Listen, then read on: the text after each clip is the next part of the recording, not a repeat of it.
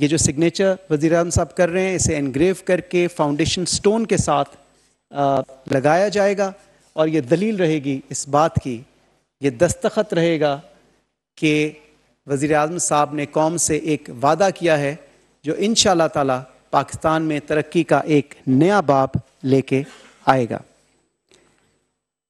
سی pack authority کے under, سی pack programme کے under اسلام آباد میں یہ ماڈل اسپیشل اکنامک زون کے سنگ بنیاد رکھنے کی افتتاحی تقریب وزیر اعظم اسلامی جمہوریہ پاکستان محترم جناب محمد شہباز شریف صاحب اسے پریزائڈ کر رہے ہیں، اور اپنی ان ویورنگ سپورٹ، اپنی مکمل انڈورسمنٹ، اپنی مکمل حمایت اس پروجیکٹ کو دے رہے ہیں، اور اس کی دلیل یہ دستخط ہے جو وہ آج اس ٹیسٹیمونیل پہ کر رہے ہیں۔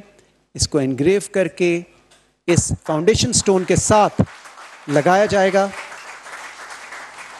اور انشاءاللہ تعالی مستقبل میں یہ اسپیشل اکنامک زون جو کہ فیڈرل کیپٹل اسلام آباد میں ہے، ترقی کا ایک نیا باب شروع کرے گی۔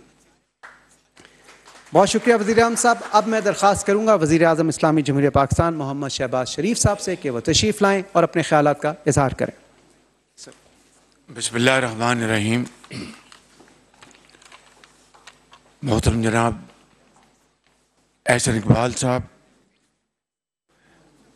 پلاننگ منسٹر جناب مخدوم مرتضیٰ محمود صاحب، منسٹر فار انڈسٹریز جناب اعظم نذیر تارڑ صاحب، پارلیمنٹیرینس جناب اسد گیلانی صاحب، سیکرٹری بی او آئی مومن آغا صاحب، secretary industries, attorney general of Pakistan, government officials, کاروباری حضرات، خواتین حضرات، السلام علیکم۔ میں آپ سب کو آج یہ اسلام آباد ماڈل اسپیشل زون کے اس فاؤنڈیشن لیئنگ سیریمنی پر دل کی گہرائیوں سے مبارکباد پیش کرتا ہوں، اور افسوس کے ساتھ کہنا چاہتا ہوں کہ ایک ایسا منصوبہ جو کئی سال پہلے یہاں پر معرض وجود میں آ جانا چاہیے تھا، اس کو کم سے کم 5 سال کی تاخیر سے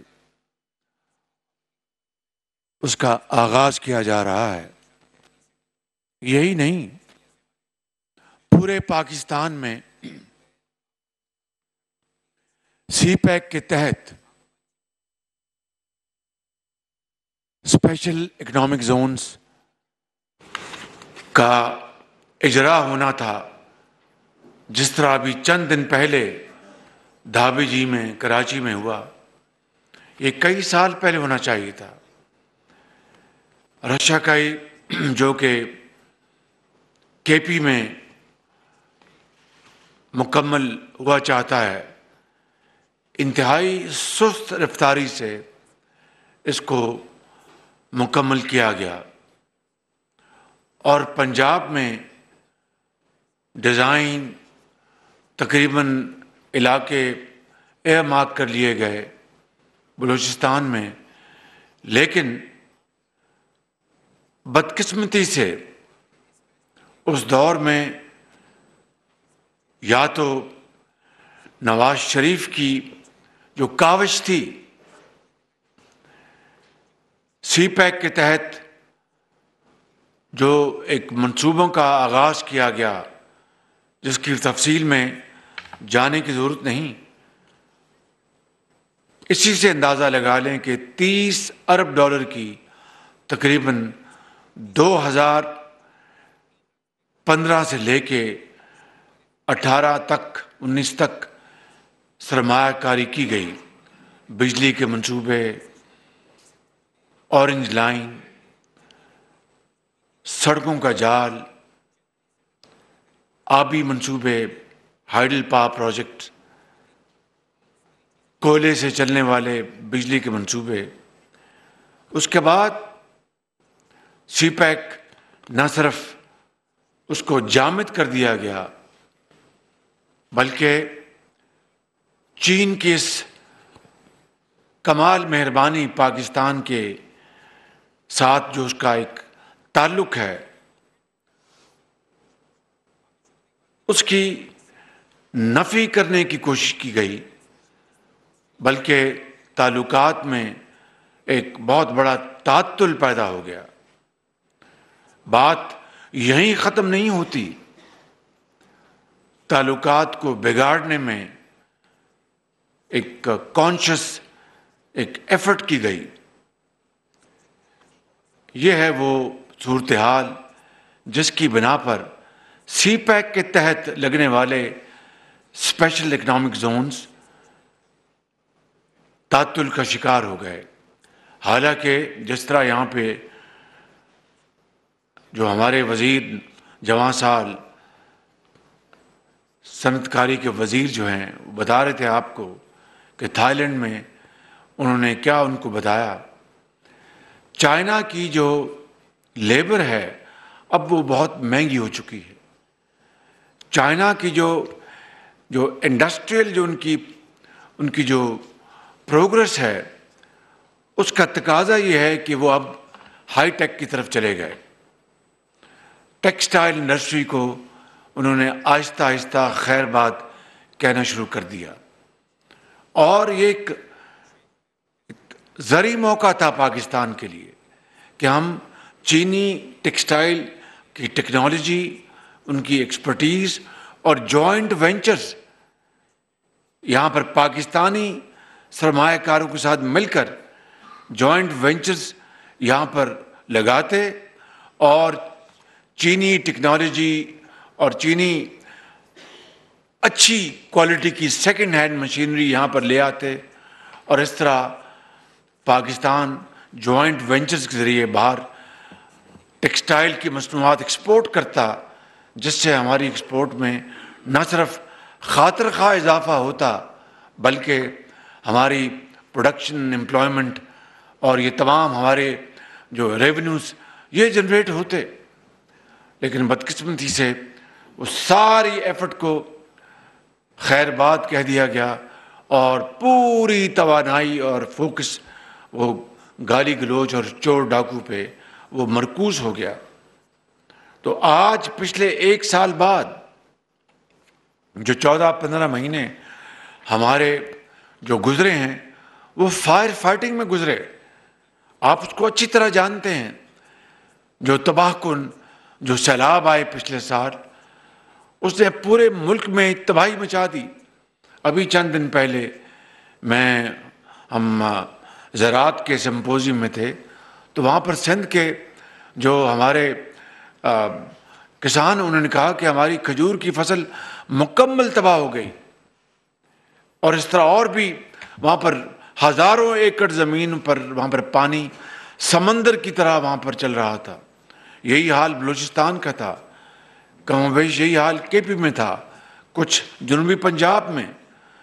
تو اس آفت کو نپٹنے کے لیے ہمیں دن رات لگانا پڑا، اور 100 ارب روپے وفاق نے بے نظیر انکم سپورٹ پروگرام کے ذریعے اور NDMA کے ذریعے 4 صوبوں میں ہم نے رقوم تقسیم کی.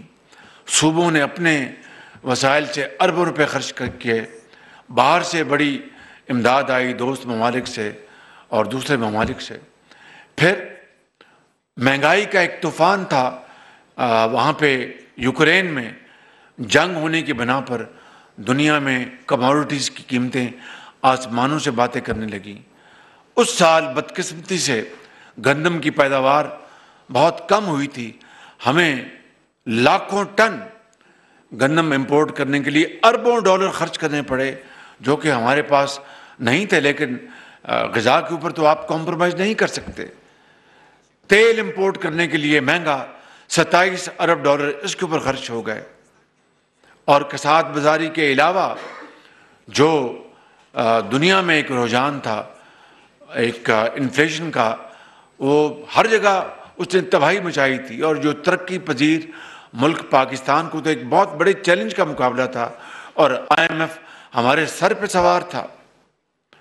اس کی تفصیل میں جائے بغیر پھر IMF سے ہمیں نیگوشیٹ کرنا پڑا، اور اللہ تعالیٰ کا بے پایاں فضل و کرم ہے کہ پوری حکومت کی مشترکہ کاوشوں سے، خاص طور پر وزیر خزانہ صاحب کی ٹیم کی کاوشوں سے، اور منسٹر اکنامک افیئرس، وزیر خارجہ بلاول بھٹو، اور ان تمام کی کاوشوں سے ہم پر IMF سے ہم نے معاہدہ کیا، اور یہ ایک بنیاد بن گئی ہے کہ نہ صرف ڈیفالٹ کا خطرہ اب ختم ہو چکا، بلکہ اپنی جو ہماری اکانومی ہے اس کو ہم ریفارم کریں، اس میں جو ایک بوسیدہ سٹرکچر ہے اس کے اندر تبدیلیاں لے کے آئیں، اور اس طرح صنعت و حرفت، کاروبار اور زراعت کو ہم ترقی دیں۔ اس کے لیے ہم نے باقاعدہ ایک جو منصوبہ بندی کی ہے وہ بڑی اہم ہے، وہ آج کے اس منصوبے کے حوالے سے انتہائی اہم ہے کہ SIFC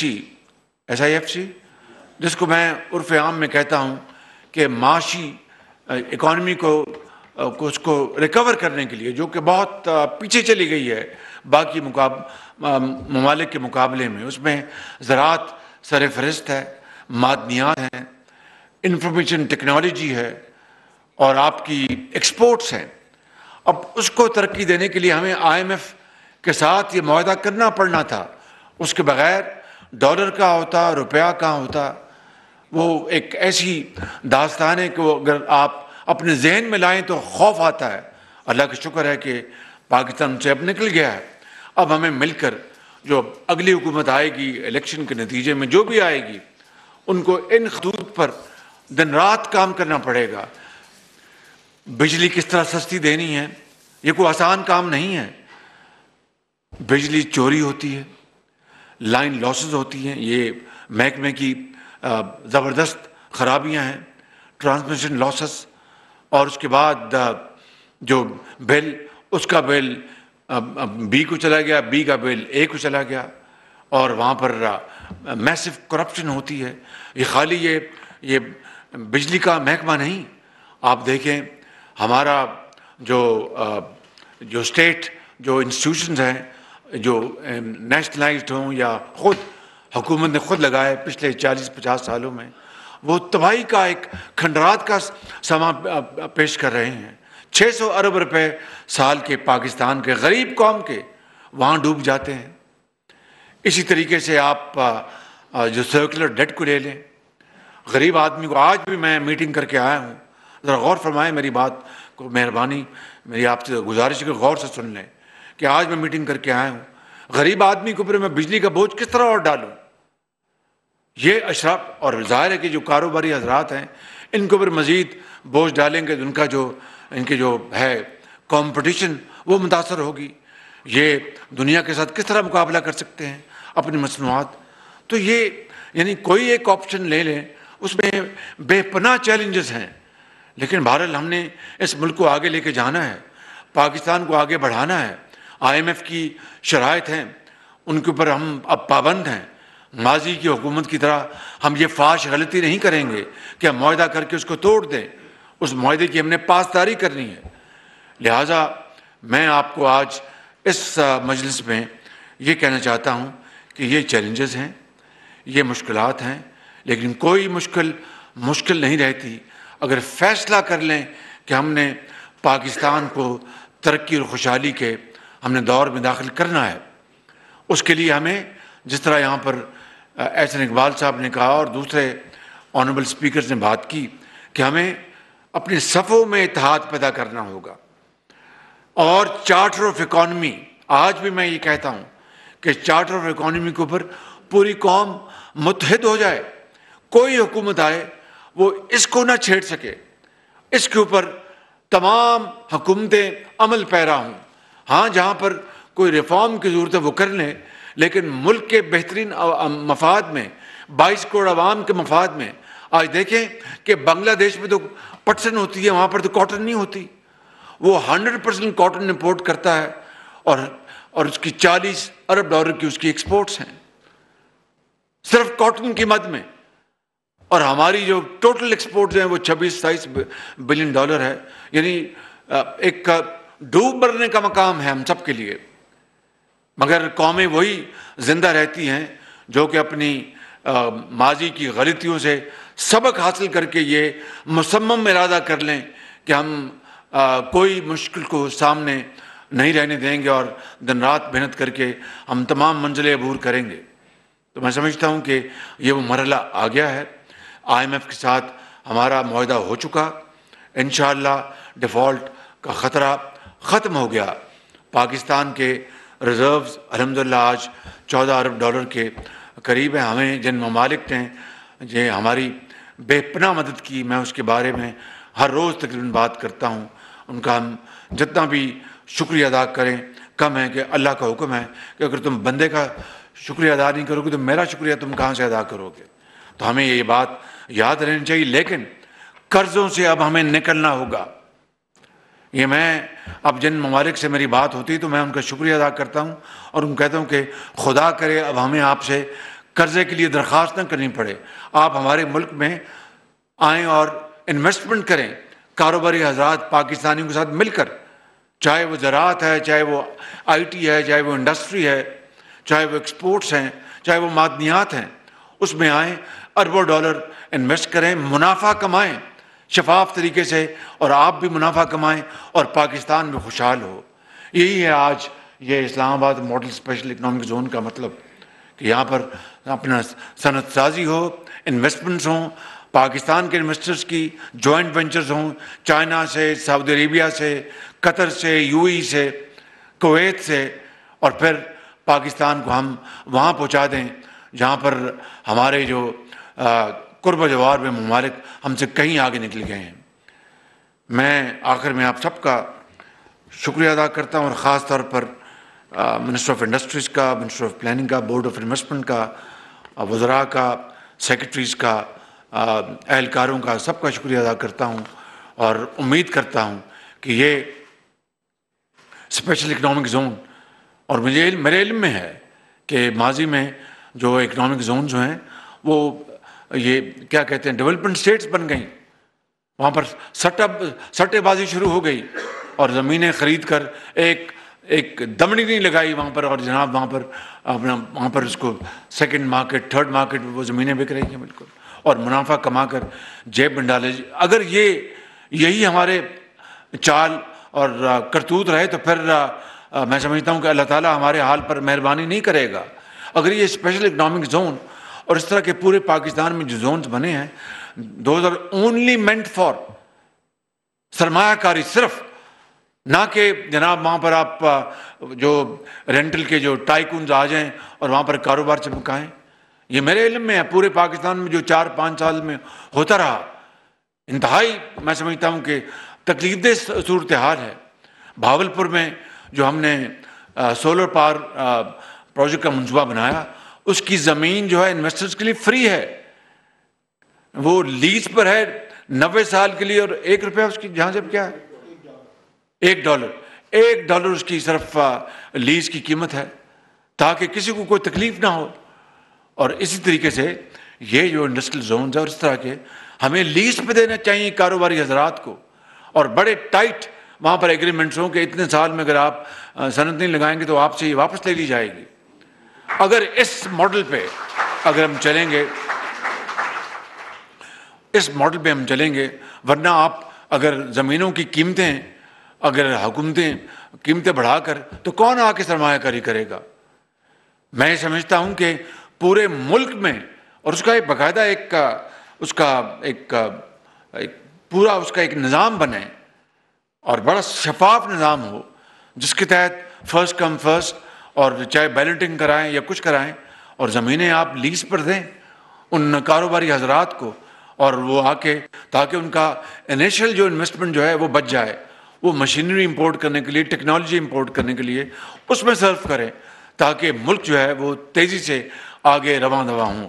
میں سمجھتا ہوں کہ یہی میری گزارشات آج کی اس میٹنگ کے لیے ہیں. آپ سب کو بہت مبارکباد، اور انشاءاللہ میرا ایمان ہے کہ پاکستان ضرور آگے بڑھے گا، اور جو ہمارے لیفٹ اینڈ رائٹ جو خاص طور پہ مشرق میں جو ہمسایہ ہے اس کو ہم نے انشاءاللہ معاشی میدان میں شکست دینی اور شکست فاش دینی ہے، انشاءاللہ ضرور دیں گے، لیکن تقاریر سے نہیں اور باتوں سے نہیں، عمل سے۔ آج عمل کا وقت آ گیا ہے، خدا کرے کہ ہماری انشاءاللہ اللہ تعالیٰ ہماری دعائیں قبول کرے اور قرضوں سے جان چھوٹے، سرمایہ کاری ہو اور پاکستان عظیم بنے۔ آپ سب کا شکریہ۔ پاکستان پائندہ باد۔